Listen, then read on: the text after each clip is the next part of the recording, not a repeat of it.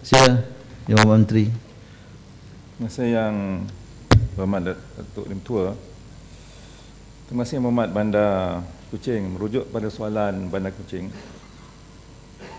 bagi tempoh 2010 hingga Ogos 2013, sejumlah 3,023 projek perkilangan dengan pelaburan berjumlah RM174.3 bilion telah pun diluluskan, dan daripada jumlah tersebut 59% merupakan FDI ataupun pelaburan asing, manakala bakinya 41% adalah pelaburan tempatan.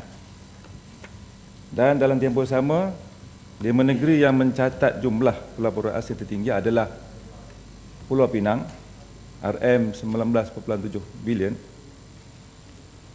Johor kedua RM16.7 bilion, Sarawak ketiga RM15.6 bilion negeri Yang Berhormat, Selangor RM15 bilion, dan kelima Kedah RM8 bilion. Tetapi bagi tempoh Januari hingga Ogos tahun ini,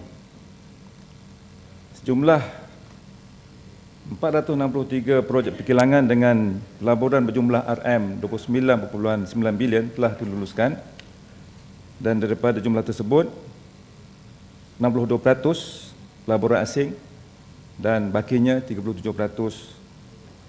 pelaburan tempatan. 5 negeri yang mencatat jumlah pelaburan asing tertinggi adalah: pertama, Johor RM6.6 bilion, kedua Sarawak negeri Yang Berhormat RM4.2 bilion, ketiga Melaka RM2.7 bilion, keempat Selangor RM1.1 bilion, dan seterusnya kelima Pulau Pinang RM1 bilion. Sekian, terima kasih. Ya, sila Bandar Kuching. Soalan tambahan saya. Kita di Malaysia sekarang, kalau kita bandingkan FDI ke Malaysia, negara kita, dengan negara jiran kita, seperti Singapura, Indonesia, kita memang adalah kurang daripada Singapura dan Indonesia. Dan ini menunjukkan bahawa Malaysia sekarang berada di dalam satu keadaan middle income trap, di mana cheap labor investor pergi ke Indonesia, high-end industry mereka pergi ke Singapura. Dan saya ingin tahu apakah strategi kerajaan untuk mengubah suai supaya kita boleh bersaing dengan negara jiran kita dalam penarikan FDI. Itu soalan pertama. Dan bahagian kedua saya adalah, apakah kesan FDI kepada peningkatan real income rakyat kita? Saya ambil satu contoh di Sarawak.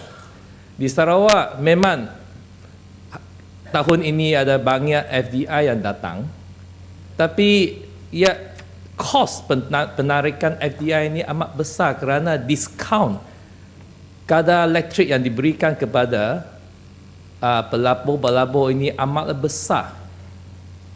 Pelabur-pelabur FDI ini yang masuk ke Sarawak untuk mendirikan kilang, mereka hanya bayar kadar elektrik 10 sen satu unit saja, lebih kurang 10 sen satu unit. Sedangkan industri tempatan bayar 30 sen lebih satu unit elektrik.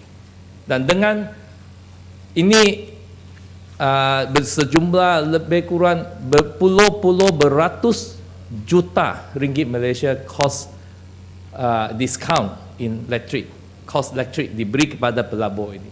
Dan kita telah beri begitu banyak discount. Apakah real income increase untuk penduduk-penduduk di Sarawak dan di Malaysia yang akibat daripada FDI yang datang ke negara kita?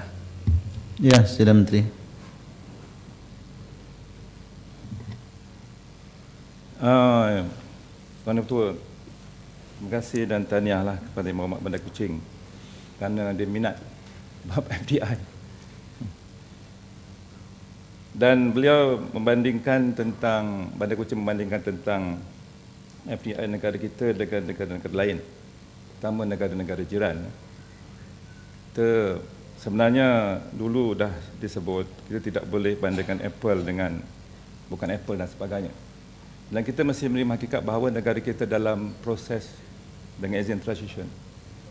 Daripada labor intensif kepada pelaburan yang bersifat teknologi tinggi dalam peralihan. Jadi kita perlu lebih memilih dan berhati-hati di dalam menentukan dan menarik pelabur, kerana sekarang kita lebih menjurus kepada menarik pelabur-pelabur high-end ataupun berteknologi tinggi. Dan kita sedang menyediakan segala infra, termasuklah modal insan. Tetapi kita tidak menafikan juga kita sedang mengurus pelabur-pelabur yang sedia ada berasaskan labor intensif. Ada dalam proses transition. Sebab itulah kalau kita bandingkan dengan negara lain, ada negara lain masih kekal dengan labor intensif. Dan ada negara lain yang sudah pun jauh ke depan pelaburan dalam bidang berasaskan teknologi tinggi. Jadi untuk itu, kita tak boleh bandingkan negara kita dengan negara lain. Kita mesti lihat perubahan yang sedang berlaku dalam negara kita. Yang Muhammad Bandar Kuching merujuk kepada pelaburan di Sarawak tadi tentang real income.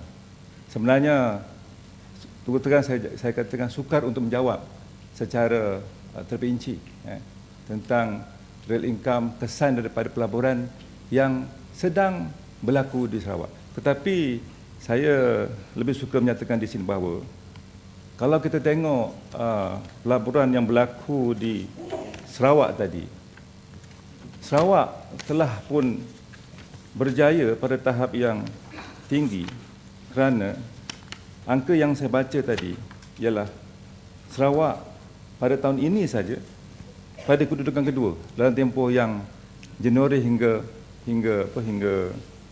Ogos, berbanding dengan tempoh beberapa tahun lepas yang ketiga, satu peningkatan yang agak ketara berbanding dengan negara-negara lain. Kalau kita nak ukur dari segi real income, sudah tentu ada satu nilai yang tinggi di situ. Tetapi angka yang terperinci saya tidak boleh sediakan di sini. Kalau Bandar Kuching minat, boleh berjumpa saya. Sekian, terima kasih.